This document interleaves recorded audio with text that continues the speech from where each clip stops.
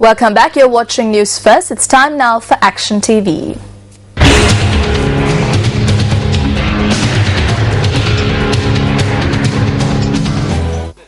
An individual was appointed today to permanently head the prisons department, which for over a decade has been under civil and non-civil retirees.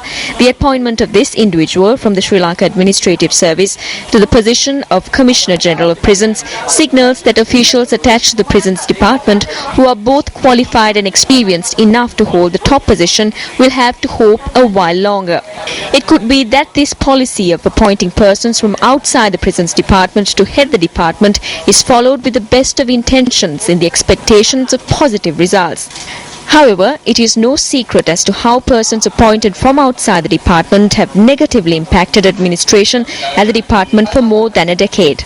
An incident which occurred under the individual whose term ended yesterday is a black mark on the country's prison history, which will not soon be forgotten. By making plans to declare open the Pallekele prison 5 days prior to the conclusion of his tenure, this individual has made a mockery of the concept of a prison. 7 years ago, the foundation was laid for the construction of the Pallekele prison, the 29th prison in the country. The 5 persons who have held the position of Commissioner General of Prisons since then until yesterday were retirees appointed from outside the prisons department. It is interesting to note that for 7 years the prison had been constructed without consulting any specialists on prison construction at the State Engineering Corporation. The individual whose tenure concluded yesterday made plans on the 11th of December to declare open the Pallekele prison on the 30th of December, incidentally the date on which his tenure was to expire.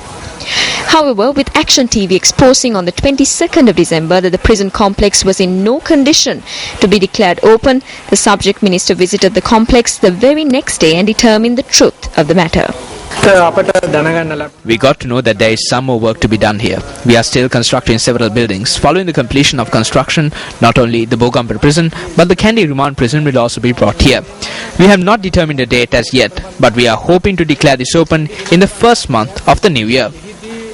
However, 3 days after the prison complex was declared open at great cost on the 25th of March and not in January, the toilets at the complex began to overflow.